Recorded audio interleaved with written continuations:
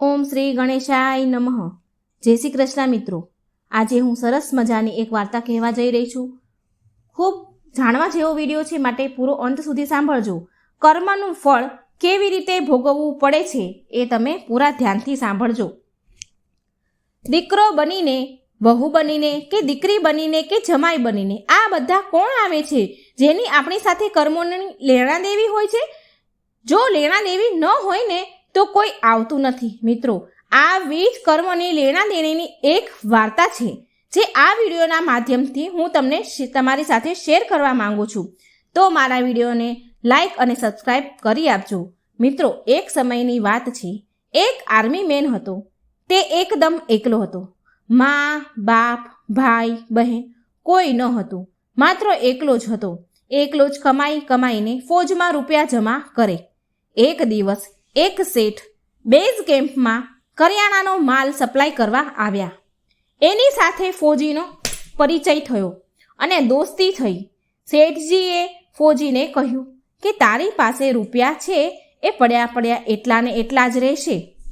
એના કરતાં એ રૂપિયા તું મને આપ, હું એને કારોબારમાં લગાવું તો તે રૂપિયાથી વધારે માલ ખરીદીને વધારે વેચાણ કરીશું તો તારા રૂપિયા ડબલ થઈ જશે.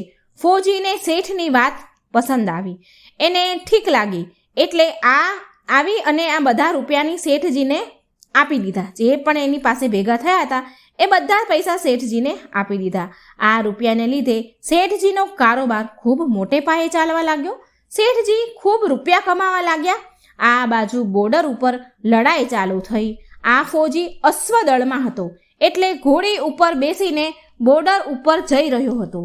ત્યારે અચાનક ઘોડી પાગલ થઈ ગઈ અને દોડવા લાગી. ફોજીઓએ તેને ઘણી રોકવાની ખૂબ કોશિશ કરી પણ ઘોડી રોકાઈ નહીં.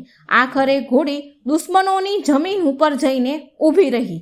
ત્યારે તાકીને બેઠેલા દુશ્મનોએ અચાનક ફાયરિંગ ચાલુ કર્યું. દુશ્મનોના ટોળા સામે એકલો ફોજી શું કરે? સમય જતાં તે ટકી ન શક્યો. આખરે ફોજી શહીદ થઈ ગયો. સાથે સાથે ઘોડીને પણ ગોળી વાગી હતી એટલે ઘોડી પણ મરી ગઈ. આ વાતની જ્યારે શેઠજીને ખબર પડી ત્યારે શેઠજી ખૂબ ખુશ થયા, કેમ કે ફોજીનું કોઈ વારસદાર હતું નહીં. તેમણે એવું વિચાર્યું કે રૂપિયા કોને દેવાના, એટલે ફોજીના બધા રૂપિયા શેઠજીએ પોતે જ હડપ કરી લીધા, પોતે જ રાખ્યા. અને શેઠ તો મોજમાં આવી ગયા, કેમ કે તેમને તો રૂપિયા પણ મળી ગયા અને કારોબાર પણ સારો ચાલવા લાગ્યો હતો. ત્યારે શેઠજી ખુશ થયા. થોડા દિવસ બાદ શેઠજીના ઘરે એક સરસ દીકરાનો જન્મ થયો. હવે તો શેઠજી વધારે ખુશ થયા. તેઓ એવું સમજતા હતા કે ભગવાનની મારા ઉપર ખૂબ મહેરબાની છે. ખૂબ રૂપિયા પણ મળી ગયા, લેવાવાળો પણ મરી ગયો, કારોબાર પણ મોટો થઈ ગયો અને મારા ઘરે સરસ દીકરાનો જન્મ પણ થઈ ગયો. ધીરે ધીરે દીકરો મોટો થવા લાગ્યો. દીકરો ખૂબ સમજદાર હતો, ભણવામાં ખૂબ હોશિયાર હતો. શેઠજીએ તેને ખૂબ જ ભણાવ્યો. જ્યારે દીકરો ભણી ગણીને મોટો થઈ ગયો તો શેઠજીએ એમ વિચાર્યું કે દીકરો આ કારોબાર સંભાળી લેશે. હવે દીકરાના લગ્ન કરી દેવા જોઈએ માટે એક સ્વરૂપવાન સરસ સુંદર કન્યા સાથે દીકરાના લગ્ન કરાવ્યા.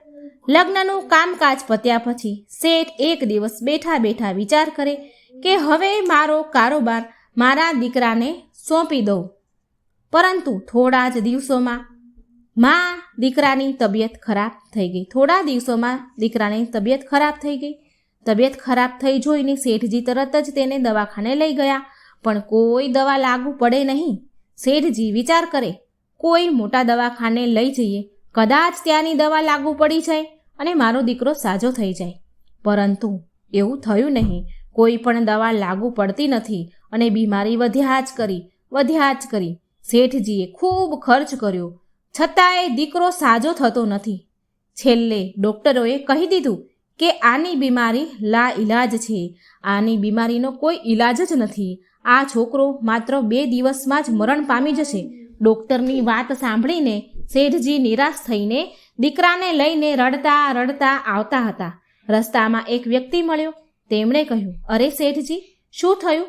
ખૂબ જ દુઃખી હો એવું દેખાય છે તમારા મોઢા ઉપર. શેઠજીએ કહ્યું, હા ભાઈ, મારો દીકરો છે, તેને બાળપણથી જ લાડકોડથી મેં ઉછેર કરીને મોટો કર્યો છે. હવે જવાન થયો અને વિચાર્યું મેં કે દીકરો ઘડપણમાં અમારી સેવા કરશે અને તેમના લગ્ન પણ હું ધામધૂમથી મેં કર્યા. ખૂબ રૂપિયા વાપર્યા. જેણે જેટલા રૂપિયા માંગ્યા એટલા રૂપિયા મેં આપ્યા, પણ મારો દીકરો સાજો થયો નહીં. ખૂબ ખર્ચ્યા પૈસા પણ સાજો થયો નહીં. દવાખાનામાં પણ ખૂબ ખર્ચ કર્યો. છેવટે ડૉક્ટરોએ કહી દીધું છે કે આની બીમારી લાઈલાજ છે, આને હવે ઘરે લઈ જાઓ, 2 દિવસમાં આ દીકરો મરણ પામશે. ત્યારે પેલા વ્યક્તિએ કહ્યું, અરે શેઠજી, તમે શું કામ ચિંતા કરો છો? મારા પાડોશમાં એક વૈદ્યજી છે, તેઓ માત્ર 5 રૂપિયાની એક પડીકી આપે છે અને એ દવાથી મરણ પામેલા પણ ઉઠી જાય છે. એ પડીકીથી ગમે તેવા લોકો સાજા થઈ જાય છે. તે શેઠ જલ્દીથી વૈદ્યજી પાસે ગયો અને દવા લઈ આવ્યો. શેઠજી દોડતો 5 રૂપિયાની પડીકી લઈ આવ્યો અને દીકરાને એ પડીકીમાંથી દવા આપી. દીકરો આ દવા પી ગયો અને તરત જ છોકરો મરણ પામ્યો. દીકરાના મરણ થયા પછી શેઠજી કકળાટ કરી રહ્યા હતા. શેઠાણી પણ રડી રહ્યા હતા અને ઘરમાં નવી આવેલી વહુ પણ રડી રહી હતી. ત્યારે એક મહાત્મા એના દ્વાર પર આવ્યા અને તેમણે પૂછ્યું કે આ લોકો કેમ રડી રહ્યા છે? ત્યારે ગામના લોકો બોલ્યા, આ શેઠને એક જ જવાનો દીકરો હતો, એ પણ આજે મરી ગયો, એટલે બધા રડી રહ્યા છે, બધા દુઃખી છે. મહાત્માજી બોલ્યા, શેઠજી રોડો છો શું કામ? બોલ્યા, શેઠજી બોલ્યા, જેનો જવાન દીકરો મરી જાય તો સે એ રડે નહીં માણસ, તો શું કરે? મહાત્મા બોલ્યા, તે દિવસે તો તમે ખૂબ ખુશ હતા. શેઠજી બોલ્યા, કયા દિવસે મહાત્માજી? તો મહાત્માજી બોલ્યા, જ્યારે ફોજીએ તમને રૂપિયા આપ્યા હતા ત્યારે. શેઠજી બોલ્યા, હા, કારોબાર માટે રૂપિયા મળ્યા હતા એટલે ત્યારે હું ખુશ હતો. ત્યારે મહાત્માજી બોલ્યા, બીજા એક દિવસે તો તમે ખૂબ જ ખુશ હતા, તમારી ખુશીનો કોઈ પાર ન હતો, એટલા ખુશ હતા તમે. શેઠજી બોલ્યા, કયા દિવસે? ત્યારે મહાત્માજીએ કહ્યું, પેલો ફોજી જ્યારે શહીદ થઈ ગયો હતો, જ્યારે એ ફોજીએ તમને પૈસા આપ્યા હતા, એ ફોજી શહીદ થઈ ગયો, તો તમે એવું વિચાર્યું કે હવે આ રૂપિયા કોને પાછા આપવા? એ તો છે નહીં, એનું કોઈ વારસદાર છે નહીં, તો હવે આ રૂપિયા મારે કોઈને નહીં આપવા પડે. એ વિચારીને તમે ખૂબ ખુશ હતા. મફતમાં તમારો કારોબાર વધી ગયો, કારોબાર ખૂબ મોટો થઈ ગયો, હવે હું આનંદથી જીવન પસાર કરીશ. ત્યારે શેઠજી બોલ્યા, હા મહારાજ, ત્યારે હું ખુશ હતો. મહાત્માજી બોલ્યા, ત્યારે તે બધા લોકોને ખૂબ મીઠાઈ ખવડાવી હતી. શેઠજી બોલ્યા, ક્યારે? મહાત્માજી કહે છે, જ્યારે તમારા ઘરે દીકરાનો જન્મ થયો. ત્યારે શેઠજી કહે, ઘરમાં જ્યારે દીકરાનો જન્મ થાય ત્યારે તો કોણ ખુશ ન થાય, બધા જ લોકો ખુશ થાય. એવી જ રીતે હું પણ ખુશ થયો હતો. મહાત્માજી કહે છે, તે દિવસે તો તમારા પગ જમીન પર નહોતા પડતા, એટલા બધા ખુશ હતા તમે. શેઠજી કહે, કયા દિવસે મહાત્માજી? મહાત્માજી કહે છે, જ્યારે તમારા દીકરાના લગ્ન હતા અને જાન લઈને જતા હતા. ત્યારે શેઠજી બોલ્યા, અરે મહાત્માજી, જ્યારે દીકરાની જાન લઈને જતા હોય ત્યારે તો દરેક બાપ ખુશ હોય ને, કોણ ખુશ ન થાય પોતાના દીકરાના લગ્નમાં? ત્યારે મહાત્માજી બોલ્યા, તમે આટલી બધી વખત ખુશ થઈ ગયા હતા, ખુશ થઈ શકતા હો, તો આ નાની એવી વાતમાં રડી શું કામ રહ્યા છો? શેઠજી બોલ્યા, મહાત્માજી, આ તમને નાની એવી વાત લાગે છે? મારો જુવાન જ્યોત દીકરો મરી ગયો છે અને તમને વાત નાની લાગે છે? આ કોઈ નાની વાત નથી. ત્યારે મહાત્માજી બોલ્યા, અરે મૂર્ખ શેઠ, આ એ જ પેલો ફોજી હતો જેના રૂપિયા તમે એકલાએ રાખ્યા હતા. આજે એ જ ફોજી દીકરો બનીને તમારા ઘરે તેને જન્મ લીધો હતો. તે રૂપિયા વસૂલ કરવા આવ્યો હતો. તમે તેને ભણાવવામાં, ખાવા પીવાના, તેના લગ્નમાં બધી જ જગ્યાએ તેમને પોતાના રૂપિયા ખર્ચ કરાવ્યા. ત્યારબાદ થોડા રૂપિયા હજુ તમારી પાસેથી એને લેવાના બાકી હતા, એટલે એ બીમાર પડ્યો અને તે રૂપિયા તમે દવાખાનામાં ખર્ચ કર્યા. તેને ફોજીએ તમારા રૂપિયા દવાખાનામાં ખર્ચ કરાવ્યા અને છેલ્લે 5 રૂપિયા તમારા ખિસ્સામાં હતા તેના, પણ તેણે પણ પેલા વૈદ્યજીની પડીકી લેવામાં તમે એ 5 રૂપિયા પણ તેને ખર્ચ કરાવી નાખ્યા.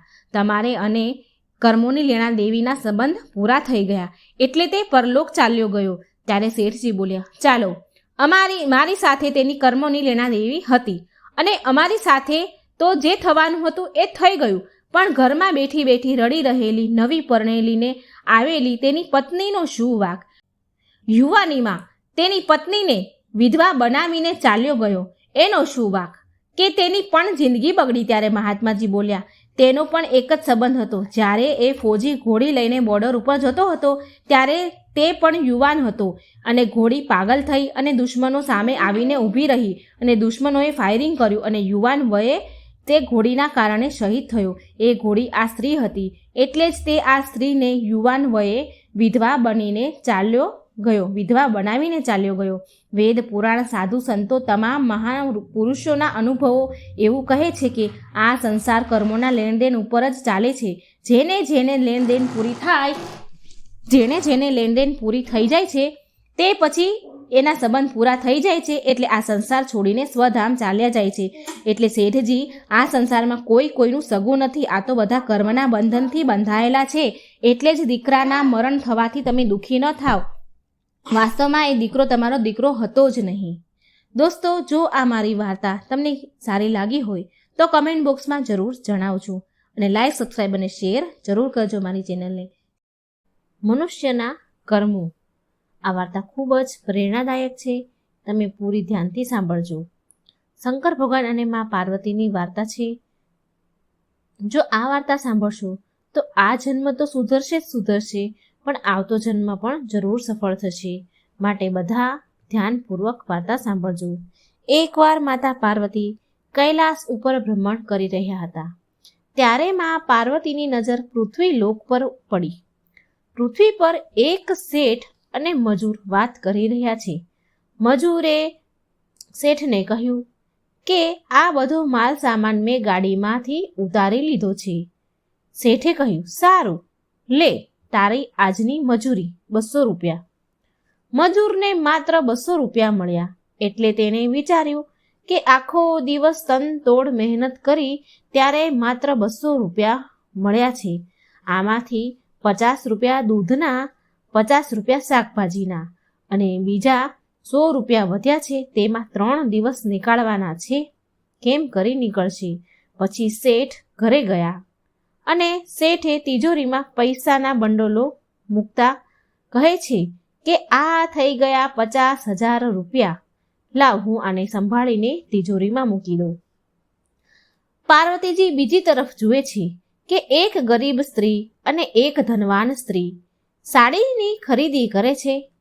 ગરીબ સ્ત્રી દુકાનદારને કહી રહી છે કે ભાઈ, સસ્તી હોય તેવી સાડીઓ બતાવો, અને તે સસ્તી સાડી જુએ છે અને કહે છે, ભાઈ, આ 150 રૂપિયાવાળી સાડી મને ગમી છે, આ સાડી મને આપી દો.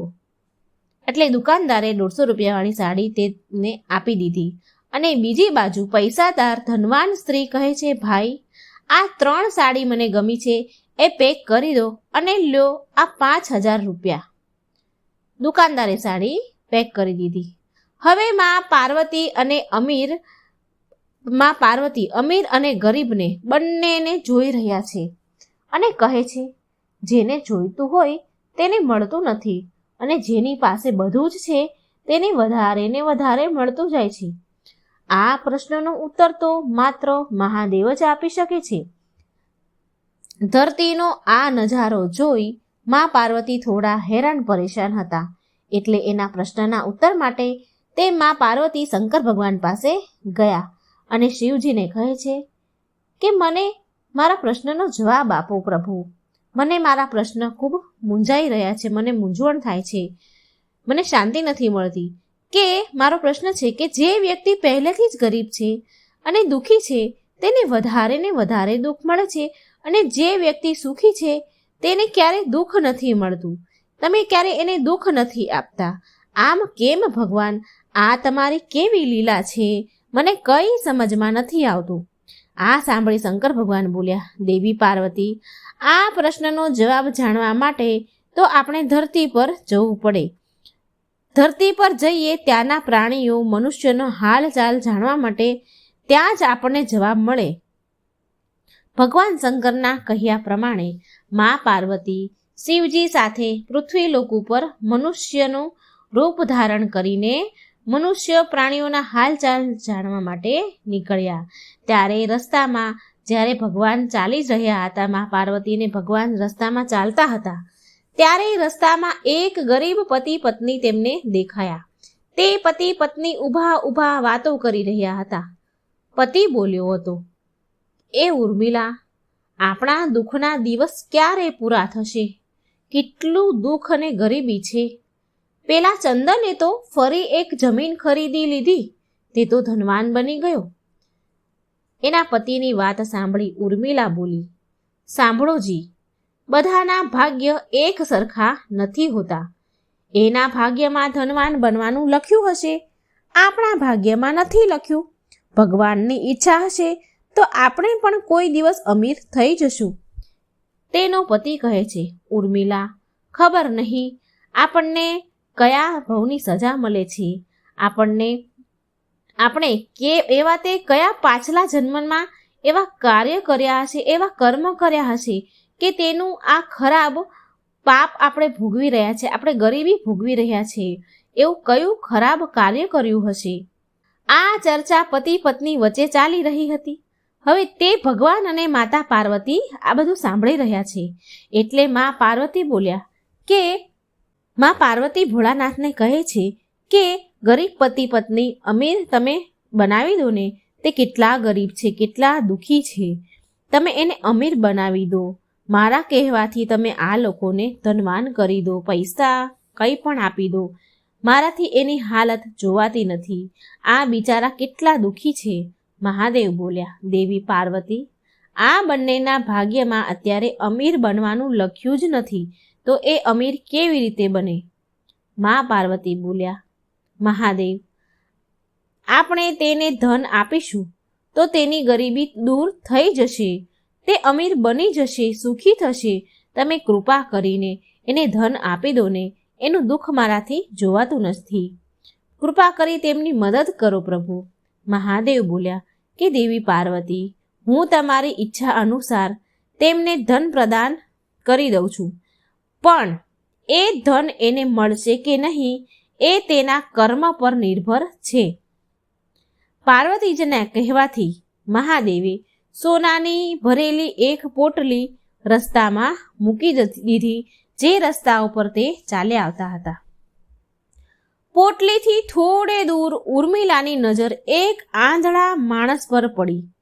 ઉર્મિલા તેના પતિને આશ્વાસન આપતા સમજાવતા કહે છે, એનો પતિ ગરીબીથી દુઃખી હતો, માટે ઉર્મિલા તેના પતિને સમજાવે છે, સાંભળો જી, આપણે તો માત્ર ગરીબ જ છીએ એટલે દુઃખી છીએ, પણ જુઓ તમે, પેલો સામે એક માણસ જાય છે, તે નેત્રહીન છે. એક વાત નથી સમજાતી કે આ નેત્રહીન આંધળા લોકો કેવી રીતે જીવન જીવતા હશે. આપણું તો ક્યારેય નસીબ પલટાઈ પણ શકે છે, પણ એનું દુઃખ કેવું છે, એને તો આંખો નથી, આંખો વગર શું કરવાનું બધું. આમ ઉર્મિલા કહે છે. ઉર્મિલાનો પતિ બોલ્યો કે હા હો ઉર્મિલા, તારી વાત તો સાચી છે. આ બિચારાને બહુ મુશ્કેલી પડતી હશે, કેવી રીતે જીવતા હશે. ચાલો આપણે પણ એકવાર નેત્રહીન થઈ આંધળા બનીને ચાલવાની કોશિશ તો કરીએ, અને આપણે એ મહેસૂસ કરીએ કે આ લોકો કેવી રીતે જીવે છે. આમ વિચાર કરીને પછી આંખો બંધ કરીને બંને પતિ પત્ની હાથ પકડીને એકબીજાનો ચાલવા લાગ્યા.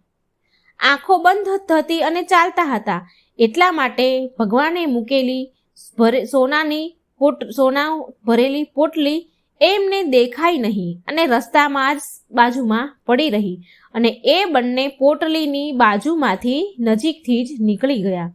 ભગવાન શિવ બોલ્યા, જોયો ને દેવી પાર્વતી, આ ગરીબ પતિ પત્નીના ભાગ્યમાં અત્યારે ગરીબી જ લખી છે. આપણે થોડા દિવસ ધરતી પર રહીશું, અહીંયા મનુષ્યના રૂપમાં રહીને તમારા મનની બધી જ શંકાઓને હું દૂર કરવા માંગુ છું. ભગવાન શિવ અને દેવી પાર્વતીએ સાધારણ મનુષ્યનું રૂપ ધારણ કર્યું અને પતિ પત્નીના રૂપમાં એક ગામમાં રહેવા લાગ્યા. હવે સાંજનો સમય થયો એટલે દેવી પાર્વતીએ શિવજીને કહ્યું કે રસોઈની તૈયારી હવે હું શરૂ કરું. અહીં આ પૃથ્વી લોકમાં આવ્યા છીએ એટલે અહીંના નિયમોનું પાલન તો કરવું જ પડશે. માટે ભોજનની વ્યવસ્થા પણ કરવી પડશે. હું ચૂલો બનાવીને તૈયાર કરું છું, ત્યાં સુધી તમે ભોજન બનાવવાની સામગ્રી લઈ આવો. મા પાર્વતી ચૂલો બનાવવા માટે બહાર ગામમાં ઈંટો લેવા જાય છે. મા પાર્વતી કહે છે કે મારે ચૂલો બનાવવાની જરૂર છે, તો અહીં એક તૂટેલું મકાન છે, તેની તૂટેલી દિવાલ છે, એમાંથી ઈંટો લઈ લઉં, એનાથી મારો ચૂલો બનશે. મા પાર્વતીએ તે તૂટેલા મકાનમાંથી ઈંટો લઈ લીધી અને પછી ઘરે જઈને સરસ મજાનો ચૂલો બનાવી દીધો. પછી મહાદેવની વાટ જોઈને બેઠા હતા. એવામાં ભગવાન શંકર આવ્યા અને મા પાર્વતી બોલ્યા કે અરે, તમે આવી ગયા. જુઓ, મેં આ સરસ ચૂલો તૈયાર કરી દીધો છે. અરે, તમે તો કંઈ લઈને કેમ નથી આવ્યા? તમે તો ખાલી હાથે આવ્યા છો. સ્વામી, હવે ભોજન કેવી રીતે બનશે? મહાદેવ બોલ્યા કે દેવી પાર્વતી, હવે સામગ્રીની કોઈ જરૂર નથી, કારણ કે જે પ્રશ્નનો ઉત્તર તમે અહીં શોધવા આવ્યા હતા તે હવે તમને સ્વયં મળી ગયો છે. મા પાર્વતી કહે છે, હું કંઈ સમજી નહીં. મને મારા પ્રશ્નનો ઉત્તર મળી ગયો છે? એ કેવી રીતે? મને કંઈ સમજાયું નહીં. મહાદેવ બોલ્યા, દેવી પાર્વતી, તમે એ જાણવા માંગતા હતા ને કે આ પૃથ્વી પર ગરીબ લોકો કેમ વધારે ગરીબ થાય છે, દુઃખી થાય છે, અને અમીર લોકોને દુઃખ કેમ નથી મળતું? તો તમે એ જણાવો મને પહેલાં કે તમે આ ચૂલો બનાવવા માટે ઈંટો ક્યાંથી લાવ્યા? મા પાર્વતી બોલ્યા, પ્રભુ, આ ગામમાં કેટલાય એવા ઘર છે જેની સ્થિતિ સારી નથી, તૂટેલા ફૂટેલા ઘર છે. તો મેં એક તૂટેલું ઘર હતું, એમાં તૂટેલી દિવાલમાંથી ઈંટો નીકાળીને લઈ આવી. મહાદેવ બોલ્યા, આનો મતલબ એમ થયો દેવી પાર્વતી કે જે ઘર પહેલેથી જ ખરાબ અને તૂટેલું હતું તેને તમે વધારે ને વધારે ખરાબ કરી દીધું, જ્યારે તમે સારા ઘરની દિવાલમાંથી પણ ઈંટો લાવી શકતા હતા. મા પાર્વતી બોલ્યા, પ્રભુ, જે ઘર સારા અને સુંદર દેખાતા હતા તે ઘરના લોકોએ તેની દેખરેખ બહુ સારી રીતે રાખી હતી, માટે એ ઘર બહુ સુંદર હતા. એવા મને આ સુંદર ઘરને બગાડવાનું યોગ્ય ન લાગ્યું. મહાદેવ બોલ્યા, દેવી પાર્વતી, થોડા દિવસ પહેલા જે તમે મને પ્રશ્ન પૂછ્યો હતો તેનો જવાબ આ છે. જે લોકોએ પોતાના જીવનને પોતાના સારા કર્મોથી સુંદર બનાવ્યા છે તેને દુઃખ કેવી રીતે પડે? આ સંસારમાં દરેક મનુષ્ય પોતાના કર્મનું જ ફળ મેળવે છે. બધાની પાસે બધું જ નથી હોતું. મનુષ્યના પાછલા જન્મનું કર્મ એમને આ જન્મમાં ભોગવવું પડે છે, અને જે તેના આ જન્મ અને આવનારા જન્મને સુખી બનાવવા માંગે છે તો તેમને પુણ્ય, દાન, ધર્મના કામ કરવા જોઈએ. એવા કામને કરતા રહેવું જોઈએ, સારા કર્મ કરતા રહેવું જોઈએ. ભગવાન શંકર પાર્વતીજીને કહી રહ્યા છે કે તમને યાદ છે તે દિવસે તમે એક નેત્રહીન વ્યક્તિને ચાલતા જતા જોયો હતો? મા પાર્વતી બોલ્યા, હા સ્વામી, મને યાદ છે. મહાદેવ બોલ્યા, જુઓ દેવી પાર્વતી, તેની પાસે ધન, દોલત, એશો આરામની કોઈ કમી નથી, પણ તેની આંખોનો ઈલાજ થઈ શકે તેમ નથી. આ તેના પાછલા જન્મના કર્મોનું ફળ ભોગવે છે. તે નેત્રહીન વ્યક્તિ એ એટલા માટે નેત્રહીન છે, તેને પાછલા જન્મમાં જાણી જોઈને એક નિર્દોષ વ્યક્તિની આંખો છીનવી લીધી હતી. આ માટે એ આ જન્મમાં નેત્રહીન બન્યો છે, અને એણે કઈ સારા પુણ્ય કામ કંઈ કર્યા હશે, માટે તેથી તે ધનવાન છે. મા પાર્વતીજી બોલ્યા કે એ બરાબર છે, ચાલો, પણ પેલા ગરીબ પતિ પત્ની સ્વામી? મહાદેવ બોલ્યા કે દેવી પાર્વતી, તે ગયા જન્મમાં પતિ પત્ની જે ગરીબ છે તે ગયા જન્મમાં ખૂબ એટલે અતિશય કંજૂસ શેઠ શેઠાણી હતા, જે ક્યારેય કોઈને દાન પુણ્ય કરતા નહીં, એક રૂપિયો પણ કોઈને દાન કરતા નહીં. માટે તેમને આ જન્મમાં ગરીબી અને દુઃખ મળ્યું છે. પણ જો તે સારા કર્મ કરે તો તેના આગળનું જીવન સુધરી શકે છે. આ પૃથ્વી પર કોઈ પણ મનુષ્ય સુખી નથી દેવી પાર્વતી. દરેક મનુષ્યને કોઈને કોઈ દુઃખ અને સમસ્યાઓ છે જ. મા પાર્વતી બોલ્યા તમને જવાબ મળી ગયા કે આ પૃથ્વી પર મનુષ્યને સુખી થવા માટે સારા કર્મ કરવા જોઈએ. શંકર ભગવાન પાર્વતીજીને કહે છે કે હવે તો તમને જવાબ મળી ગયા ને? મા પાર્વતીજી બોલ્યા, હા પ્રભુ, મને ખબર પડી કે આ પૃથ્વી પર જો કોઈ મનુષ્યને સુખી થવું છે તો તેને સારા કર્મ કરવા પડશે, જેથી તેમના ગયા જન્મના કર્મનું ફળ ભોગવવું ન પડે. મા પાર્વતીને તેમના પ્રશ્નનો જવાબ મળી ગયો એટલે શંકર પાર્વતીજી તેના રૂપમાં આવી ગયા અને કૈલાસ પર્વત પર પાછા ચાલ્યા ગયા. આ કથાનો સાર એ છે, આપણને શીખ મળે છે કે આપણે આપણા જીવનમાં સુખી થવું હોય તો સુખી થવા માટે સારા કર્મ કરવા જોઈએ. જો કર્મ સારા હશે તો આપણે અને આપણો પરિવાર સુખી જીવન જીવશું. જે કંઈ છે એ કર્મ પર નિર્ધારિત છે, સુખ કે દુઃખ. જો મિત્રો મારી આ વાર્તા સારી લાગે તો મારી ચેનલને લાઈક, સબસ્ક્રાઈબ અને શેર જરૂર કરજો. કર્મનું ફળ 3 રીતે મળે છે. હવે એ કેવી રીતે, તો એ જાણવા માટે આ વિડીયો પૂરો સાંભળજો. આપણે આ વિડીયોમાં એ જાણીશું કે આપણે જે કર્મ કરીએ છીએ તે આપણને પાછું મળે છે કે નહીં. આપણે ધર્મ, દાન, પુણ્ય કરીએ છીએ તો શું એ આપણને કરેલું દાન પુણ્ય પાછું મળે છે કે નહીં. જે લોકો દાન, ધર્મ, પુણ્ય નથી કરતા તો તેવા લોકો સાથે શું થાય છે, તો આ વાર્તા પૂરી સાંભળવા વિનંતી, કારણ કે પૂરી વાર્તા સાંભળવાથી સંપૂર્ણ જ્ઞાન સમજાય છે. પ્રાચીન કાળ સમયની આ વાત છે. 4 લોકોનું મૃત્યુ થયું. તેમાં એક રાજા હતો, બીજો પંડિત, ત્રીજો એક વેપારી હતો અને ચોથો એક ગરીબ ખેડૂત હતો. આ 4 મૃત્યુ પામે છે અને ધર્મરાજાના દરબારમાં જાય છે. અને તે 4 ધર્મરાજાના દરબારમાં જાય છે તો જુએ છે કે ત્યાં તો બહુ ભીડ હતી, ખૂબ મોટી લાઈન લાગી હતી અને 4 લાઈનમાં ઊભા રહ્યા છે અને એ આમ ઘણો બધો સમય લાઈનમાં ઊભા રહે છે. મિત્રો, જ્યારે આ 4 વ્યક્તિ ધર્મરાજાના દરબારમાં ઊભા હતા ત્યારે તે લોકો જુએ છે કે સ્વર્ગ લોકનો દરવાજો બંધ છે અને 4 લાઈનમાં ઊભા રહી ગયા છે. ત્યાં ઊભા તે 4 બધા જ લોકો તેવી વાટ જોઈ રહ્યા હતા કે અમારો નંબર તો સ્વર્ગ લોકમાં જ આવશે, અમને સ્વર્ગ લોકો જ મળશે. અને આમ આ 4 લોકો વિચાર કરી રહ્યા હતા કે અમે પણ સ્વર્ગ લોકમાં જઈશું. અને લાઈનમાં ઊભા તે રાજા બીજા 3 સાથે વાત કરી રહ્યો હતો કે તમે બધા નરકમાં જશો પણ હું તો સ્વર્ગમાં જ જવાનો છું. તો એ 3 વ્યક્તિએ તે રાજાને પૂછે છે કે તમે એવું તે કયું પુણ્ય કામ કર્યું છે કે તમે સ્વર્ગમાં જશો, તમને સ્વર્ગ મળશે. ત્યારે તે રાજા બોલે છે, એ 3ને કહે છે કે મેં મારા રાજ્યમાં મારી પ્રજાને ક્યારેય દુઃખી નથી થવા દીધી. મારા રાજ્યમાં મારી પ્રજા મારા ન્યાયથી સંતુષ્ટ હતી. મારા દરબારમાં આવેલા વ્યક્તિનું મેં ઈમાનદારીથી ને મેં ન્યાય કર્યો છે. ક્યારેય કોઈની પણ સાથે ભેદભાવ નથી કર્યો. માટે મને સ્વર્ગ લોક જરૂર મળશે. આટલી વાત સાંભળીને વેપારી પણ બોલી ઉઠ્યો, તો મને પણ જરૂર સ્વર્ગ પ્રાપ્ત થશે, હું પણ સ્વર્ગમાં જઈશ. એ વ્યાપારી બોલ્યો કે મેં પૃથ્વી લોક પર મારા જીવનમાં બહુ બધા લોકોને મદદ કરી છે.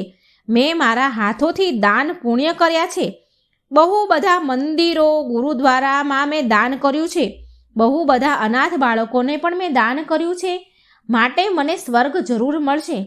આમ વ્યાપારી તેની વાત પૂરી કરે છે તેટલામાં તો પેલો બ્રાહ્મણ બોલી ઉઠે છે કે મેં તો અગણિત મંદિરોમાં પૂજા પાઠ કર્યા છે અને રોજ સવાર સાંજ ભગવાનની પૂજા આરાધના કરતો હતો. રોજ ભગવાનને થાળ ધરાવીને જ જમતો હતો. બહુ બધા અગણિત લોકોનું સારું મેં જ્ઞાન આપ્યું છે અને બહુ બધા અગણિત લોકો મારી પાસે શિક્ષા લેવા આવ્યા હતા. તેને મેં શિક્ષા આપી છે. માટે મને પણ સ્વર્ગ લોક જરૂર મળશે. આમાં કોઈ પણ શંકા નથી.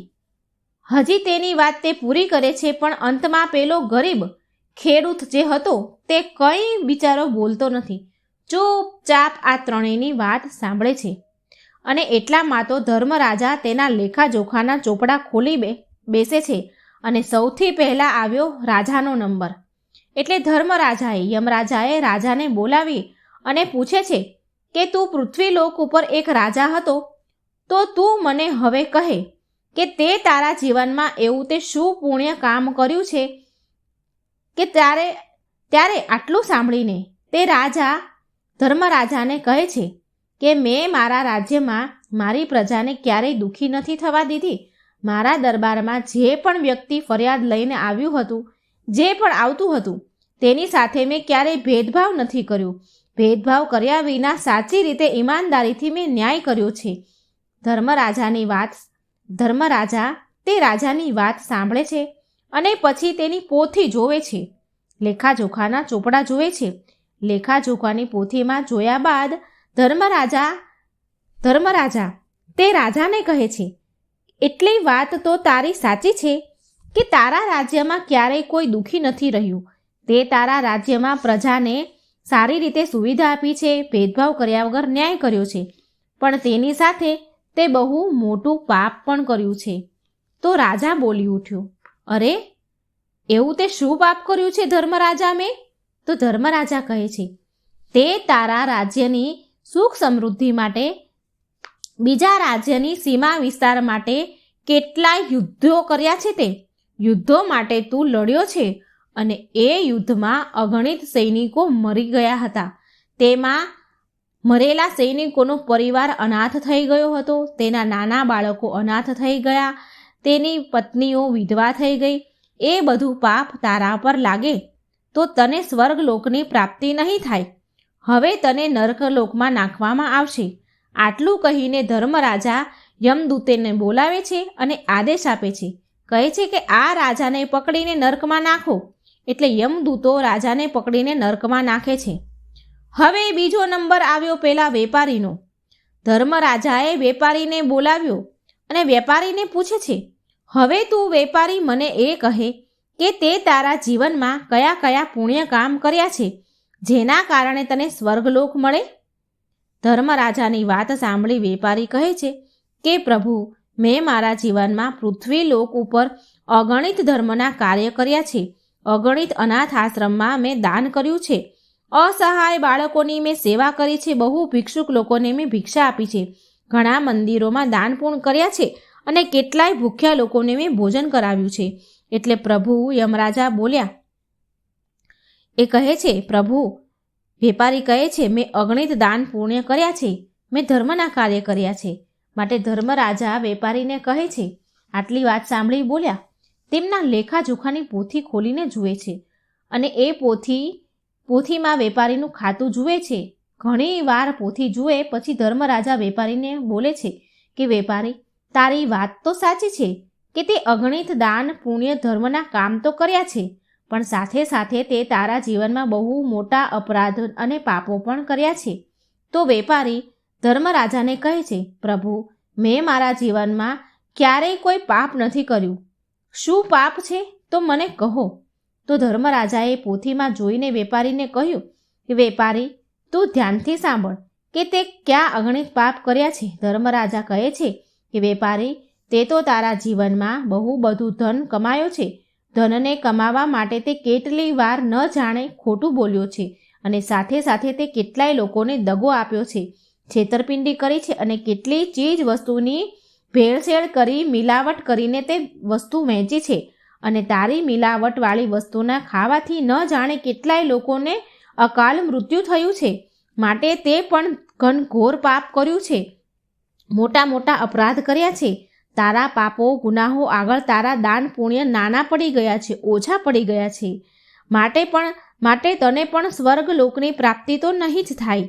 તને નર્કલોકમાં નાખવામાં આવશે. આટલું કહી યમદૂતને આદેશ આપે છે ધર્મરાજા કે આ વેપારીને નર્કલોકમાં નાખી આવો. યમદૂતો વેપારીને નર્કલોકમાં નાખવા જાય છે. પછી નંબર આવે છે પેલા બ્રાહ્મણનો.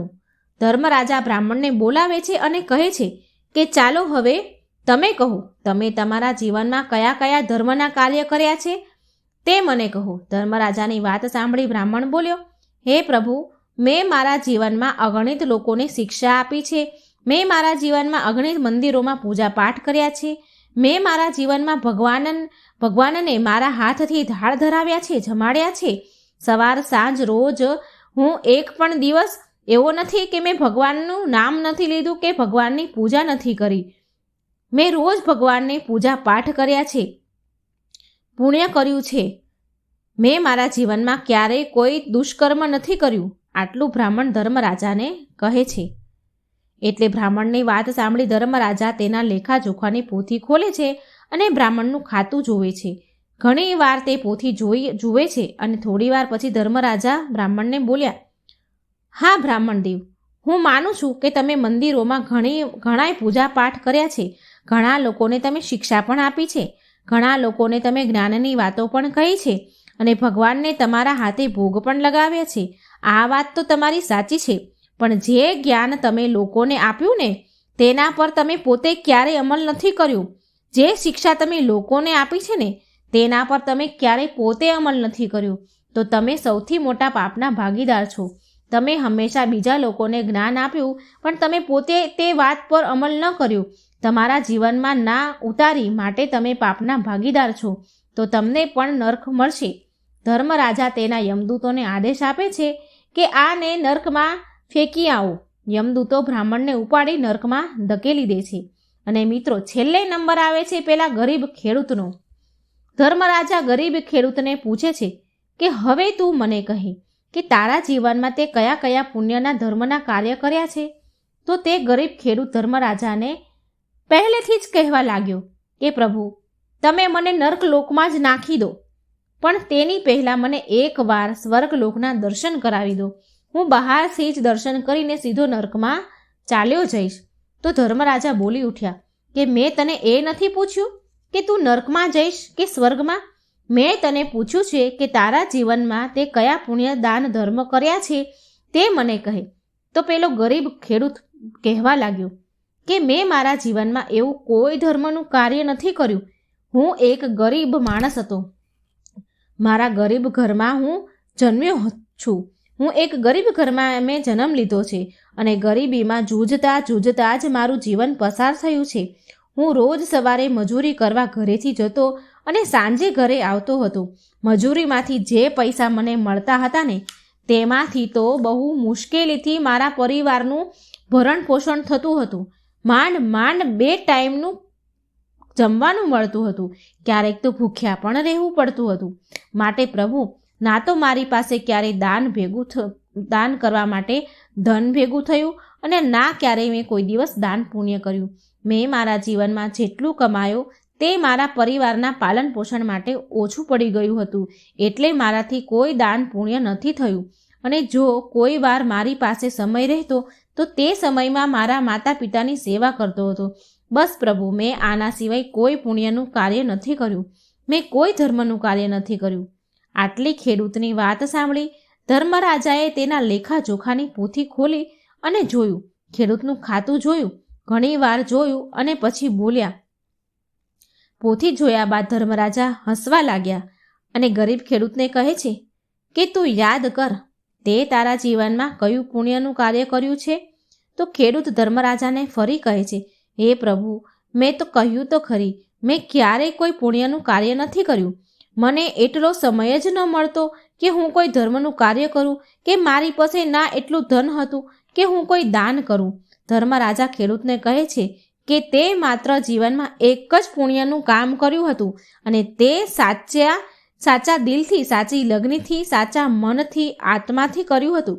ધર્મરાજા કહે છે, તું યાદ કર, ઘણા વર્ષો પહેલાંની વાત છે કે તું બહુ ભૂખ્યો હતો.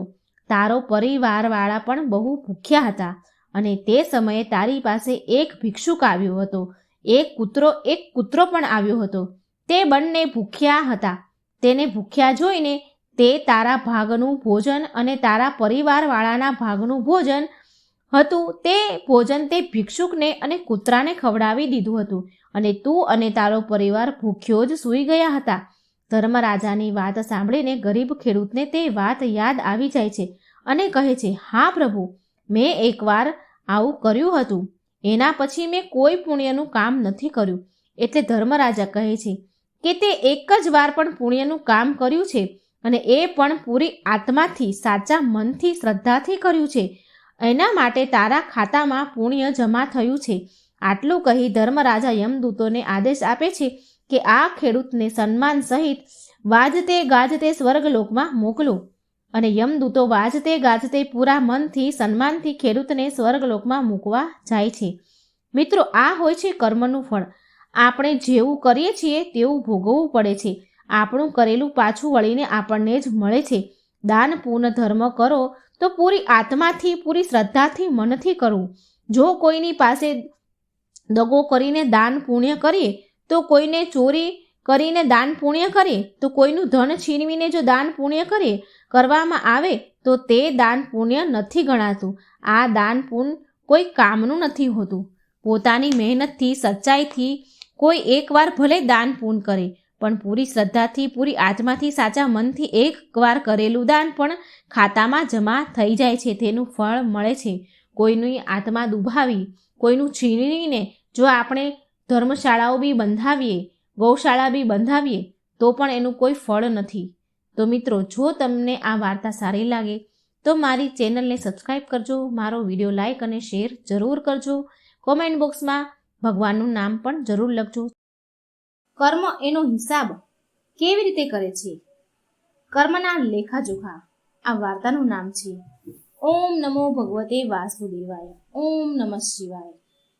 કપૂર ગૌરમ કરુણાવતારમ સંસાર સારમ ભુજગેન્દ્રહારમ સદા વસંતમ વિદ્યારવિંદે ભવમ ભવાની સહિતમ નમામિ. મિત્રો, આજે સરસ મજાની આપણે વાર્તા સાંભળીશું. કર્મનો રસ્તો થોડો અટપટો હોય છે. એને તમે જેટલું સમજવાની કોશિશ કરો છો એ એટલો જ તમને આશ્ચર્યચકિત કરે છે. આ લોકોને મળાવે પણ છે અને એને લોકોથી દૂર પણ કરે છે. આ બધું કર્મ જ કરે છે. કર્મના કારણે કોઈ વ્યક્તિ નબળો પડી જાય છે તો કોઈ વ્યક્તિ શક્તિશાળી બની જાય છે. કર્મ કોઈને ગરીબ તો કોઈને અમીર બનાવી દે છે. આ સંસારમાં જે પણ સંઘર્ષ થાય છે, જે પણ મન મોટાવ થાય છે, પરિવારમાં જે કલેશ ઝઘડા થાય છે, આપણી આસપાસ જે લોકોના મનમાં વેર ભાવ છે, કોની સાથે જે લેણ દેણ છે એ બધા આપણા જ કર્મ બંધનના કારણે છે. કર્મ આપણી ધારણા અને બુદ્ધિ શક્તિ ક્ષમતાથી બહુ ઉપરની વાત છે. આ ઉપરથી તમને એક સરસ મજાની વાર્તા મિત્રો સંભળાવવા જઈ રહી છું, જે સાંભળીને તમને બધું જ સમજાઈ જશે, તમને જ્ઞાન મળશે. જ્યારે આપણે આ કર્મને સમજવા લાગીશું ને તો તમે ઘટનાઓ અને લોકો સાથે લાગણીના જોડાણથી બંધાવાનું બંધ કરી દેશો અને ત્યારે આપણા અંતર આત્માની યાત્રાનો આરંભ થાય છે. વાલા મિત્રો, આપણા જીવનમાં સારી અને ખરાબ વાતો કર્મના કારણે જ ઘટે છે. જ્યારે સમય સારો આવે ત્યારે દુશ્મન પણ મિત્ર જેવો વ્યવહાર કરવા લાગે છે અને જ્યારે સમય ખરાબ આવે છે ત્યારે મિત્ર પણ દુશ્મન જેવો લાગે છે. જે લોકો માટે તમે ઘણું બધું અત્યાર સુધી કર્યું હોય છે એ લોકો પણ તમારા દુશ્મન બની જાય છે. અને બીજી તરફ આપણા જીવનમાં અમુક લોકો એવા પણ આવી જાય છે જે તમારા મદદગાર બને છે, જેના માટે તમે ક્યારેય કંઈ જ નથી કર્યું હતું છતાં એ તમારા મદદગાર બનીને તમારો બેડો પાર કરે છે. આ બધામાં સમય અને કર્મની ભૂમિકા બધાથી મહત્વપૂર્ણ છે. વાર્તા સાંભળો મિત્રો, બહુ સરસ છે. મિત્રો, બહુ પહેલાના સમયની વાત છે આ. એક ગામમાં એક બ્રાહ્મણ રહેતા હતા. એ બહુ જ ગરીબ હતા. એ બ્રાહ્મણનું નામ હતું ગંગારામ અને એ ભગવાન શિવનો મોટો પરમ ભક્ત હતો. બ્રાહ્મણ પાસે તેના બ્રાહ્મણપણા, જે આજે પંડિતપણું કરે, એ કામ સિવાય બીજું કોઈ કામ હતું નહીં. બસ એ બ્રાહ્મણપણા કરીને જેમ તેમ કરીને ઘરનું ગાડું ગુજરાન ચલાવી રહ્યો હતો. પરંતુ બ્રાહ્મણની પત્ની આ કામથી સંતુષ્ટ ન હતી. એ બ્રાહ્મણને વારંવાર કહેતી કે ક્યાંક શહેરમાં જઈને બીજું કામકાજ કરો. આવી રીતે ક્યાં સુધી ચાલશે? જો આમ જ ચાલતું રહ્યું તો દિવસે ને દિવસે પરિવાર તો વધતો જાય છે. તો આ બ્રાહ્મણપણાના, આ પંડિતપણાના કામથી, એની આવકમાંથી કેવી રીતે ઘર ચાલશે? માટે તમારે તો વધારે કમાવવું જ પડશે. આમ કામ નહીં ચાલે. પહેલા તો આવું બધી વાત ગંગારામે ઘણી બધી વખત સાંભળી હતી, પણ એ ટાળતો હતો. પરંતુ રોજની કિચકિચ એની પત્નીની સાંભળીને એ થાકી ગયો હતો. તો એક દિવસ એણે નિર્ણય કર્યો કે એ બહાર જશે. તો એણે બ્રાહ્મણે એની પત્નીને કહ્યું કે શહેર જવાની તૈયારી કરે, કાલે સવારે હું રવાના થઈશ. બ્રાહ્મણીએ જેટલા પણ કપડાં હતા એ બધા ધોઈ દીધા. લાકડી, લોટો બધું તૈયાર કરીને આપી દીધું. ખાવા માટે 2 બાફેલા બટેકા અને થોડું મીઠું પોટલીમાં બાંધીને આપી દીધું. જ્યારે સવાર થઈ તો ગંગારામ એનો સામાન લઈ અને ખાવાનું લઈને બ્રાહ્મણીથી, એની પત્નીથી વિદાય લીધી. હવે એને જવાનું તો હતું શહેરમાં કમાવા માટે, પણ ક્યાં જવાનું હતું એ એને ખબર ન હતી. છતાં પણ શહેર જવાનો એણે રસ્તો પકડી લીધો. જે રસ્તો બહાર તરફ જતો હતો એના પર એ ચાલી નીકળ્યો. રસ્તો કાચો હતો અને જંગલમાં થઈને નીકળી રહ્યો હતો. એટલે ચાલતા ચાલતા એને બપોર થઈ ગઈ. એણે વિચાર્યું કે ક્યાંક પાણી મળી જાય તો ક્યાંક સ્નાન કરી લઉં અને ત્યાં જ ભોજન કરી લઈશ. અને થોડી જ વારમાં એક ચોખ્ખા પાણીનું ભરેલું તળાવ મળી ગયું. ગંગારામે વિચાર્યું કે અહીં જ વિશ્રામ કરી લઉં અને તેને ત્યાં જ એક ઝાડ નીચે ડેરો નાખી દીધો. નાહી ધોઈને એ ઝાડ નીચે હજી આડો જ પડ્યો હતો કે વધારે થાકેલો હોવાને કારણે એને ગહેરી ઊંડી ઊંઘ આવી ગઈ. સંયોગથી ભગવાન ભોળાનાથ અને માતા પાર્વતી ત્યાંથી નીકળી રહ્યા હતા. તો પાર્વતી માએ જોયું એમની નજર એ સૂતેલા બ્રાહ્મણ ઉપર પડી. એ બ્રાહ્મણની દયનીય સ્થિતિ જોઈને મા પાર્વતીનું હૃદય પીગળી ગયું અને મા પાર્વતીએ ભગવાન શિવને કહ્યું કે હે ભોળાનાથ, તમે તો બહુ દયાળુ છો, કૃપાળુ છો, બધાના દુઃખ દૂર કરો છો અને બધાને સુખ પ્રદાન કરો છો. તો આ ગરીબ બ્રાહ્મણનો પણ ઉદ્ધાર કરી દો. અને ઉપરથી એ તમારું ભક્ત પણ છે, દરેક સમયે એ તમારું નામ પણ લે છે. ભગવાન શિવ કહે છે કે હે દેવી, તમે બહુ કોમળ હૃદયના છો, તમે બધાની મદદ કરવા માટે હંમેશા તૈયાર રહો છો. તો ભોળાનાથે કહ્યું કે જવા દો દેવી, આ બધું તો મનુષ્યના કર્મના ફળ હોય છે. જે વ્યક્તિ જેવા કર્મ કરે છે એને એવા જ ફળ મળે છે. પાર્વતીજી બોલ્યા, નહીં સ્વામી, આના ઉપર તો તમારે દયા કરવી જ પડશે અને હું તમારાથી બીજું કંઈ નહીં માંગુ. માતા પાર્વતીની જીદના કારણે ભગવાન ભોળાનાથે સૂતેલા એ બ્રાહ્મણ પાસે પહોંચ્યા અને ત્યાં બેસી ગયા. એમણે તેની ખાવાની પોટલી ખોલીને જોયું તો એમાં 2 બાફેલા બટેકા હતા. ભગવાન ભોળાનાથ 2 બાફેલા બટેકાની જગ્યાએ એણે 2 બાફેલા બટેકા લઈ લીધા અને એની જગ્યાએ 2 લાડવા મૂકી દીધા. અને એ ત્યાંથી પછી મા પાર્વતી અને શિવજી ત્યાંથી ચાલ્યા ગયા. માતા પાર્વતીએ કહ્યું કે હવે ભોળાનાથે મા પાર્વતીને કહ્યું કે દેવી, મેં એની વ્યવસ્થા કરી દીધી છે, હવે ચાલો અહીંથી. બ્રાહ્મણ સૂતા હતા એટલે આ ઘટનાથી પૂરી રીતે અજાણ હતા. તેને કોઈ જાતની ખબર ન હતી કે અહીં શું બન્યું, શું થયું. જ્યારે એ બ્રાહ્મણની આંખ ખુલી, એ ઉઠ્યો ત્યારે 3જો પહોર દિવસનો ચાલી રહ્યો હતો. હવે એને ભૂખ લાગી હતી એટલે એણે ખાવાની પોટલી ખોલી અને જ્યારે એને ખાવાની પોટલી ખોલી તો જોયું તો એમાં 2 તાજા લાડુ મૂક્યા હતા. એ લાડવાને જોઈને બ્રાહ્મણની ભૂખ વધારે વધી ગઈ. એ વિચારવા લાગ્યો કે હશે કોઈ શ્રીમતના ઘરેથી લાડુ આવ્યા હશે એટલે મારી પત્નીએ આને મૂક્યા છે આમાં. એણે જલ્દી લાડુ ઉઠાવીને તેના મોંમાં મૂકી દીધા, ખાવા લાગ્યો. અને બહુ આશ્ચર્યની વાત હતી કે પોટલીમાં 2 લાડુ ખાઈ લીધા છતાં પણ ન જાણે બીજા લાડુ ક્યાંથી આવી ગયા. હવે એ આમ કરતા 15-20 લાડવા ખાઈ ગયો છતાં પણ હજી એ પોટલીમાં લાડુ હતા. એણે વધારે વિચારવાનું બંધ કરી દીધું અને પોટલી અને સામાન બધો સમેટી અને ઘર તરફ દોડવા લાગ્યો. રાતનો પહેલો પહોર પૂરો થવાનો જ હતો. એ થતા પહેલા જ એ તેના ઘરની ચોખટ ઉપર આવી ગયો. એને દરવાજો ખખડાયો એટલે બ્રાહ્મણીએ બારણું ખોલ્યું. બ્રાહ્મણીએ તેને જોતા જ, એ બ્રાહ્મણને એના પતિને જોતા જ, ગંગારામને જોતા જ ભલું બુરું, ખરું ખોટું કહેવાનું શરૂ કરી દીધું. સત્યાનાશ થાય તમારું, કેટલું સમજાવીને મેં તમને ઘરની બહાર શહેરમાં કમાવા માટે મોકલ્યા હતા, પણ એ પણ તમે કંઈ કર્યું નહીં અને એવાને એવા પાછા આવ્યા. ગંગારામ કહેવા લાગ્યા કે હે ભાગ્યવાન, તું જ બોલ્યા કરીશ કે મારું પણ કંઈક સાંભળીશ? આપણા દુઃખના દિવસ હવે દૂર થઈ ગયા છે. હું એવી વસ્તુ લઈને આવ્યો છું કે તું જોઈને તો ખુશ થઈ જઈશ. હું જોઉં છું કે એવી કઈ વસ્તુ છે. કયો ખજાનો તમે એવો લાવ્યા છો? એની પત્ની બોલી કે એવો કયો ખજાનો લઈને આવ્યા કે આટલી ઉછળકૂદ તમે કરી રહ્યા છો? બ્રાહ્મણીએ પાણી આપ્યું બ્રાહ્મણને અને પાણી પીને એને પોટલી ખોલી. બ્રાહ્મણી ક્યારેક લાડુ સામે જુએ તો ક્યારેક ગંગારામ સામે જુએ. અરે આ શું છે? બ્રાહ્મણે ખુશીથી કહ્યું કે લે લાડુ ખા.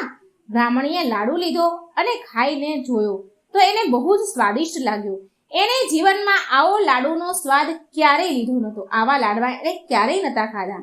એક પછી એક આમ કેટલાય લાડુ એ ખાઈ ગઈ, પણ પોટલીમાં લાડુ ખતમ થતા ન હતા. એના બાળકોએ પણ ખૂબ ધરાઈને લાડવા ખાધા, પણ લાડવા ઓછા થવાનું નામ લેતા ન હતા. ગંગારામે જંગલની બધી જ ઘટના વિશે તેની પત્નીને વાત કરી.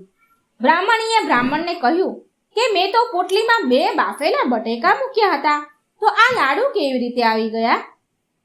બ્રાહ્મણ કહે છે કે ભોળાનાથની કૃપા સમજીને વાત ત્યાં એને સમાપ્ત કરી દીધી. હવે ગંગારામે પત્નીની સલાહથી ઘરની બહાર ગંગારામ હલવાઈની સ્પેશિયલ લાડુનું બોર્ડ ટીંગાડી દીધું. ગામમાંથી 1-2 દિવસ ઓર્ડર આવ્યા તો એણે તરત જ ઓર્ડર પૂરા કરી દીધા. જે પણ ગંગારામના લાડુ ખાય એ તો વખાણ કરતા થાકે નહીં, કેમ કે આવા સ્વાદિષ્ટ લાડુ એ ગામના લોકોએ ક્યારેય પણ ખાધા ન હતા, કેમ કે એ લાડુમાં ભગવાન ભોળાનાથનો હાથ લાગી ચૂક્યો હતો. ખુદ ભગવાન ભોળાનાથે એ લાડુ આપ્યા હતા, માટે એ આટલા સ્વાદિષ્ટ હતા. ગંગારામે એ પોટલીને અંદર ઘરમાં મૂકીને રાખી હતી, સંતાઈને રાખી હતી, રહસ્યને છુપાવી રાખ્યું હતું. છતાં પણ ગામવાળા બહુ હેરાન પરેશાન હતા, કારણ કે ગંગારામને કોઈ લાડુ બનાવતા જોતું ન હતું અને ના તો એના ઘરમાંથી કે કોઈ દુકાનમાંથી કોઈ પ્રકારનો ધુવાડો કે કંઈ જ નીકળતું ન હતું અને ના ગંગારામ કોઈ પ્રકારનો લાડવાનો સામાન લાવતા કોઈ એને જોતું ન હતું. કોઈ પ્રકારનો સામાન પણ એ લાવતો ન હતો. ગામવાળાને શંકા ગઈ. હવે ગંગારામની આર્થિક સ્થિતિ ધીરે ધીરે સારી થવા લાગી. તેણે સારું એવું એક મકાન ખરીદી લીધું. તેણે તેની પત્નીને બહુ બધા ઘરેણાં બનાવડાવી દીધા. તેની પત્ની તો સોના ચાંદીના ઘરેણાથી ઢંકાઈ જતી હતી. પત્નીની સલાહથી ફરી ગંગારામે રાજાના દરબારમાં પણ આવવા જવાનું શરૂ કરી દીધું હતું. પણ જ્યારે આદમી મોટો બની જાય છે, મોટો માણસ બને છે ને, તો એના દુશ્મન પણ ઘણા બધા વધી જાય છે, દુશ્મનો બની જાય છે. ગામમાં પણ આવું જ થયું ગંગારામ સાથે. ગામમાં જે લોકો તેની પ્રગતિથી બળતા હતા, ઈર્ષા થતી હતી, એ લોકો રાજ દરબાર સુધી તેની ચુગલી કરવા માટે પહોંચી ગયા. કોઈ દુશ્મને એની પોટલીના રહસ્યની વાત જાણી લીધી હતી અને આ વાત રાજાના કાન સુધી પહોંચાડી દીધી. એવું કહ્યું રાજાને બતાવવામાં આવ્યું કે આવી અનમોલ વસ્તુ તો રાજા પાસે જ હોવી જોઈએ. આ તુચ્છ બ્રાહ્મણને આનાથી શું લેવા દેવા? રાજાએ એમ વિચાર કર્યો કે મારો આટલો મોટો રાજમહેલ છે, રોજ મોટા ભંડારો ચાલે છે, મોટી મોટી સેનાઓ જમે છે, તો આ લાડુની પોટલી તો મારી રસોઈમાં હોવી જોઈએ. આ બ્રાહ્મણને લાડુની પોટલીનું શું કામ? રાજાએ તરત જ એના સિપાહીને મોકલીને એ બ્રાહ્મણને દરબારમાં બોલાવ્યો અને જ્યારે એ દરબારમાં હાજર થયો બ્રાહ્મણ, તો રાજાએ એની જોડે તેની લાડુની પોટલી માંગી. ગંગારામે તો પહેલા ઘણી બધી આનાકાની કરી ના પાડી, પણ હવે રાજાની આજ્ઞાનું ઉલ્લંઘન કરવું એ તો તેના વશની વાત ન હતી, એ તો એની શક્તિની બહારની વાત હતી. એક અસહાય બ્રાહ્મણના વશમાં ન હતું. એ એક રાજાની આજ્ઞા કેવી રીતે ટાળી શકે? મન મારીને મજબૂરીમાં એ લાડુની પોટલી એ રાજાના હવાલે એ બ્રાહ્મણે ગંગારામે કરી દીધી. બ્રાહ્મણ જાણતો હતો કે જો રાજાને પોટલી હું લાડુની નહીં આપું ને, તો રાજા બળનો ઉપયોગ કરશે અને જબરજસ્તી એની પોટલી છીનવી લેશે. ગંગારામ બીજા કોઈ કામ કરવા લાયક તો બિચારો હતો નહીં. એને પોટલી તો આપી દીધી. હવે જે થોડી ઘણી જમા પૂંજી હતી એની પાસે એ પણ ખર્ચ થઈ ગઈ, કારણ કે હવે તેની પત્ની અને બાળકોનો ખર્ચા વધતા હતા. એના બાળકો મોટા થઈ રહ્યા હતા, ખર્ચા વધવા લાગ્યા. તેણે તેની પત્નીની સલાહથી રાજા સાથે મિત્રતા કરવાનો પછતાવો અને તેની મૂર્ખતાનો એને બોધ થઈ ગયો. એને ખૂબ પછતાવો થયો બ્રાહ્મણને. તેની પત્ની પણ બહુ દુઃખી રહેતી હતી. તેના દુશ્મનો હવે તેની હસી ઉડાવવા લાગ્યા, તેની વાતો કરવા લાગ્યા. તેની પત્નીએ ફરી બીજી વાર બ્રાહ્મણને એ જગ્યા પર જઈને ભોળાનાથનો આશીર્વાદ લેવાનું કહ્યું. કેટલી વાર એ બ્રાહ્મણને કહ્યું ત્યારે બ્રાહ્મણ માની ગયો. યથાવત તૈયારી એ બ્રાહ્મણની પત્નીએ એના જવાની કરી આપી. તેની પત્નીએ બધી તૈયારી કરી દીધી. એ બ્રાહ્મણ સવાર થતાં જ એની યાત્રા પર નીકળી ગયો. બપોર થતા થતા એ જ સરોવરના કિનારે એ બ્રાહ્મણ પહોંચી ગયો, જ્યાં આજથી લગભગ 3 વર્ષ પહેલા એને ભોળાનાથનું વરદાન પ્રાપ્ત થયું હતું. લાડુની પોટલી મળી હતી. એ ઝાડની છાયામાં સૂઈ ગયો અને થાકેલો હોવાના કારણે એને ઊંઘ પણ આવી ગઈ.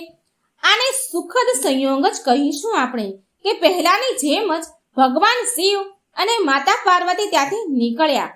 માતા પાર્વતીની નજર જ્યારે એ બ્રાહ્મણ પર પડી તો એમને કંઈક યાદ આવ્યું. માતાએ પાર્વતીએ તરત જ ભગવાન શિવને કહ્યું કે હે ભોળાનાથ, તમને યાદ હશે ને કે આપણે આજથી 3 વર્ષ પહેલા અહીંથી નીકળ્યા હતા અને આ એ જ બ્રાહ્મણ છે જેની તમે મદદ કરી હતી, પરંતુ આની હાલત તો એમની એમ જ છે. આના જીવનમાં કોઈ પરિવર્તન ન થયું. આવું કેમ થયું ભોળાનાથ? મહાદેવ તે બ્રાહ્મણનો હાલ જાણતા હતા. એમને ખબર હતી કે ગંગારામની પોટલી ક્યાં ચાલી ગઈ છે. ભગવાન ભોળાનાથ તો સર્વસ્વ જ્ઞાની છે, અંતર્યામી છે, એ બધું જ જાણે છે. માતા પાર્વતીએ કહ્યું કે પ્રભુ, આની કંઈક મદદ કરો ને. ભગવાન ભોળાનાથે હવે એની પોટલીમાં 2 લાડુની જગ્યાએ તે 2 ઈંટો મૂકી દીધી અને પોટલીને બંધ કરી દીધી. માતા પાર્વતીએ કંઈ પૂછ્યું તો નહીં, પણ ભોળાનાથના આ કામથી એ હેરાન જરૂર હતા. એ એક વાત જાણતા હતા માતાજી, મા પાર્વતી, કે ભોળાનાથના બધા જ કામમાં કંઈક ને કંઈક ભલાઈ જરૂર હોય છે, કંઈક સારું જ હશે. થોડી વાર પછી ગંગારામની આંખ ખુલી તો એણે જલ્દી સરોવરમાં સ્નાન કર્યું અને ભોળાનાથનું નામ લેતા એણે એની પોટલી ખોલી. તો પોટલી ખોલી તો એક ઈંટ ઝડપથી ઉડી અને ગંગારામના માથા ઉપર જોરથી વાગી. એની આંખોની આગળ અંધારું છવાઈ ગયું અને તો ઘડીકમાં બેભાન થઈને પડી ગયો. લગભગ અડધો કલાક પછી તેને ભાન આવ્યું તો તેને આશ્ચર્યચકિત થયું કે અરે, આ શું હતું? એનું માથું સોજી ગયું અને આંખો લીલી પીળી થઈ ગઈ. એને મનમાં ને મનમાં ભોળાનાથની આ કૃપા પર હસવું પણ આવી રહ્યું હતું અને ગુસ્સો પણ આવી રહ્યો હતો.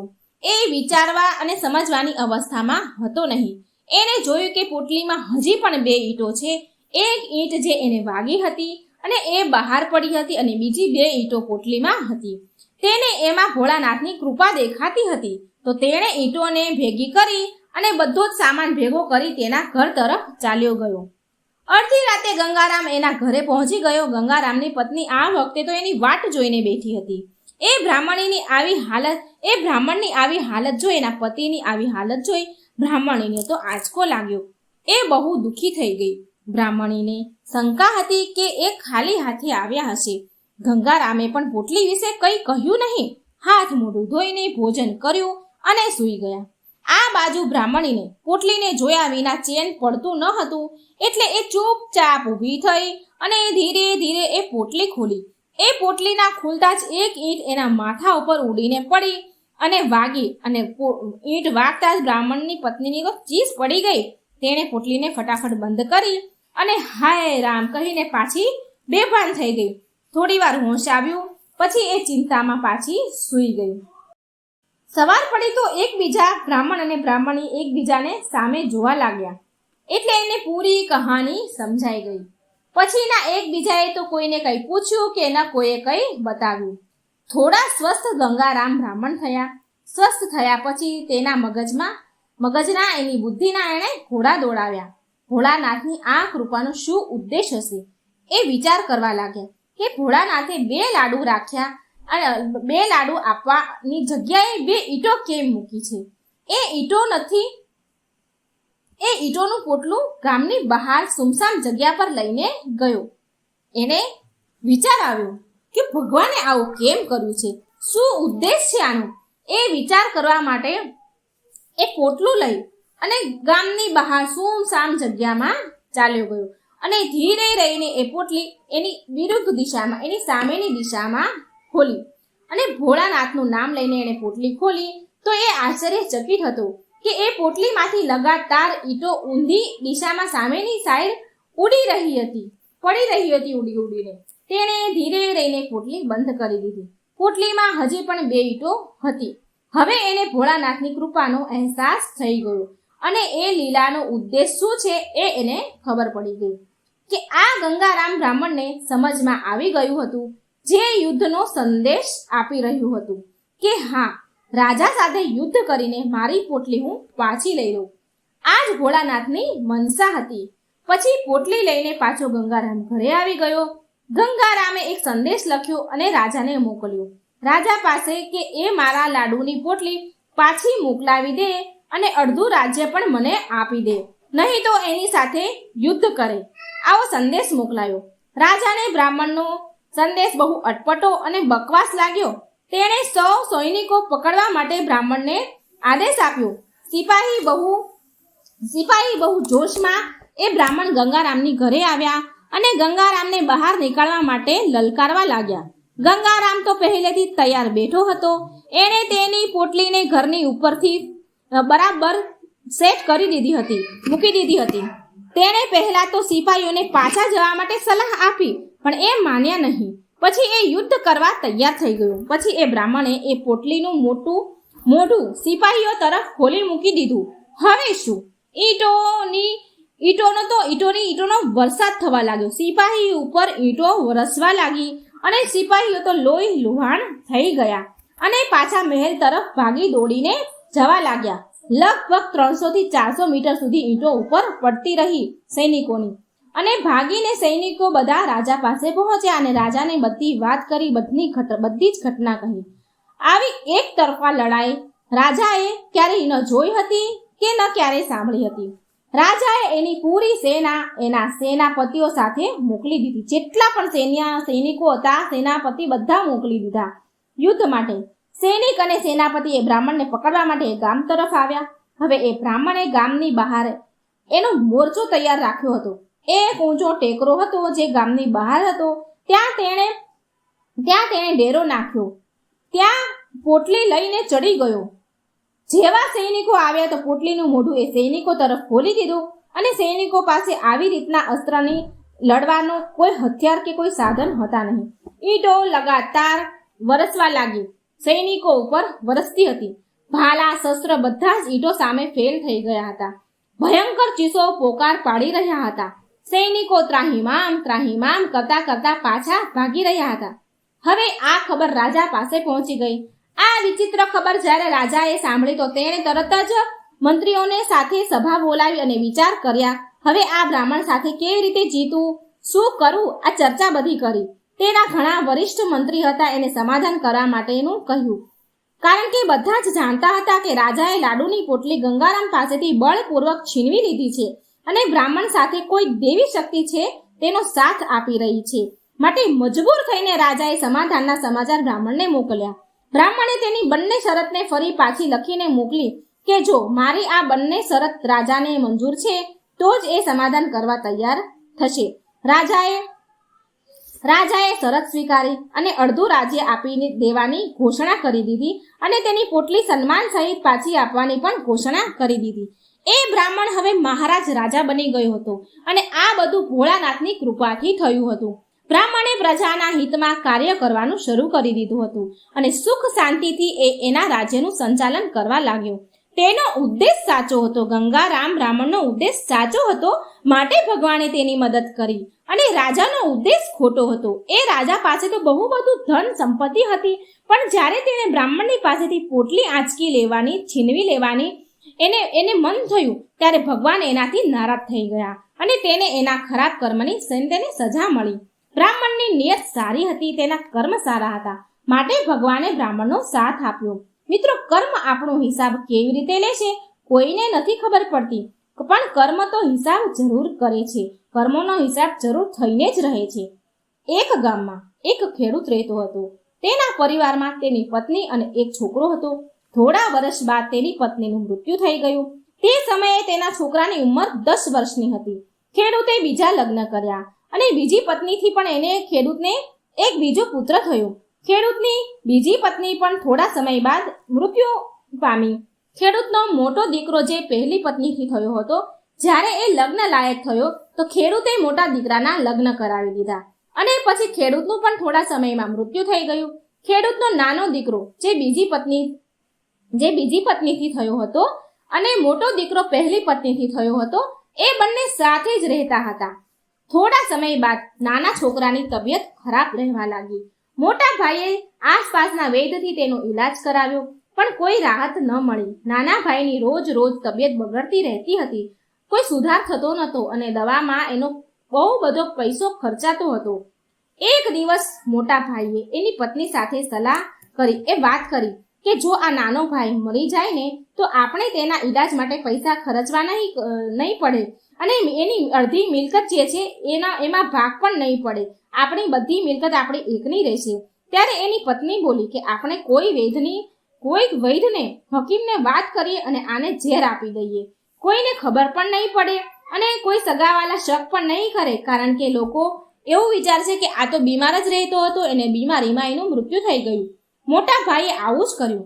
એક વૈદ્યને શોધ્યો, એને વાત કરી અને પૈસાની લાલચ આપી કે જેટલા પૈસા માંગશો એટલા પૈસા હું તમને આપીશ, તમે મારા ભાઈને દવામાં ઝેર ભેળવીને આપી દેજો. વૈદ્યે પણ લાલચમાં હા પાડી દીધી, એની વાત માની લીધી અને નાના ભાઈને ઝેર આપી દીધું. છોકરાનું મૃત્યુ થઈ ગયું. તેનો મોટો ભાઈ અને એની ભાભી બહુ ખુશ થયા, બહુ ખુશીઓ મનાવી નાના ભાઈના મૃત્યુ ઉપર કે રસ્તાનો કાંટો નીકળી ગયો. હવે બધી જ સંપત્તિ, જમીન, મિલકત મારી એકલાની થઈ ગઈ. તેનો અંતિમ સંસ્કાર કરવા એ પહોંચી ગયા. બધું પતી ગયું. થોડા સમય બાદ એના ઘરમાં એક દીકરાનો જન્મ થયો. મોટા ભાઈને એક દીકરો થયો. પતિ પત્નીએ ખુશીઓ મનાવી, બહુ લાડ પ્રેમથી એ છોકરાનો ઉછેર કર્યો, છોકરો મોટો કર્યો. થોડા વર્ષમાં એ છોકરો જુવાન થઈ ગયો. તેને તેના લગ્ન કરાવી દીધા. લગ્નના થોડા સમય બાદ એ છોકરો અચાનક બીમાર પડ્યો. મા બાપે બહુ વૈદ, હકીમ તેનો ઈલાજ એનાથી કરાવ્યો. મોટા મોટા દવાખાને લઈ ગયા. જેટલા પૈસા માંગે એટલા પૈસા આપ્યા, જેથી એ છોકરો સાજો થઈ જાય. તેમના છોકરાના ઈલાજમાં મોટા ભાઈએ તેની અડધી સંપત્તિ વેચી નાખી, પણ છોકરો બીમારીના કારણે મરણ પથારી પર આવી ગયો હતો. એનું શરીર એટલું બધું નબળું પડી ગયું કે હવે માત્ર શરીરમાં હાડકાં જ હતા, હાડપિંજર હતો. એક દિવસ છોકરાના પિતા એની પાસે બેઠા અને તેની દયનીય હાલત જોઈને દુઃખી થઈ રહ્યા હતા અને તેની સામે જ જોયા કરે. ત્યારે એ છોકરો એના પિતાને કહે છે કે ભાઈ, હવે બધો હિસાબ તો થઈ જ ચૂક્યો છે, માત્ર કફન અને લાકડાનો હિસાબ બાકી છે, હવે એની પણ તૈયારી કરી લો. આ સાંભળીને એના પિતાએ વિચાર્યું કે છોકરાનું મગજ બીમારીમાં ખરાબ થઈ ગયું છે, એટલે બીમારીના કારણે આવું બોલી રહ્યો છે. એણે કહ્યું કે બેટા, હું તારો પિતા છું, ભાઈ નથી. ત્યારે છોકરો બોલ્યો કે હું તમારો એ જ ભાઈ છું જેને તમે ઝેર આપીને માર્યો હતો, જે સંપત્તિ માટે તમે મને માર્યો હતો. હવે સંપત્તિ, એ અડધી સંપત્તિ તો મારા ઈલાજમાં વેચાઈ ચૂકી છે અને હવે તમારા ભાગની અડધી સંપત્તિ વધી છે. મારો હિસાબ તો ભાઈ થઈ ગયો. ત્યારે એના પિતા જોર જોરથી રડવા લાગ્યા કે મારા તો કુળનો જ નાશ થઈ ગયો, કે જે મેં કર્યું હતું એ મારી આગળ આવ્યું, પણ તારી પત્નીનો શું દોષ છે? એ બિચારી તો આખું જીવન તારી વિધવાના રૂપમાં વિતાવવું પડશે ને એની સાથે કોણ લગ્ન કરશે? કોઈ લગ્ન નહીં કરે. મિત્રો, એ સમયે વિધવા સ્ત્રી સાથે કોઈ લગ્ન કરતા ન હતા, એને અછૂત માનવામાં આવતી હતી. તો આ સાંભળીને એ છોકરો બોલ્યો કે ભાઈ, એ વૈદ્ય ક્યાં છે જેને મને ઝેર આપ્યું હતું? તો એના પિતા બોલ્યા કે એ તો તારા મૃત્યુ પછી 3 વર્ષ પછી મરી ગયા હતા. ત્યારે એ છોકરો બોલ્યો કે આ મારી પત્ની જ એ દુષ્ટ વૈદ્ય છે, જે પત્નીના રૂપમાં આવ્યો છે. મારી મૃત્યુ પછી એને એના કર્મોનું ફળ ભોગવવું પડશે. મિત્રો, આપણા જીવનમાં જે ઉતાર ચઢાવ આવે છે, આની પાછળ આપણા જ કર્મ હોય છે. આપણે જેવું ઉગાડશું ને એવું જ લણીશું. કર્મો કરો તો ફળ જરૂર મળે છે, આજે નહીં તો કાલે પણ જરૂર મળે છે. અને જેટલો ઊંડો કૂવો હોય છે ને એટલું જ મીઠું પાણી હોય છે. મિત્રો, જીવનના બધા જ કઠિન પ્રશ્નના જવાબ, હલ તમારા જીવનમાંથી જ નીકળે છે. માટે વિચારવું અને સદા સારા કર્મ કરો, સારી રીતે વિચારીને કર્મ કરો અને કોઈ એવું કર્મ ન કરો જે તમારા માટે કષ્ટદાયક હોય. જય શ્રી કૃષ્ણ. રાધે રાધે. Thank you.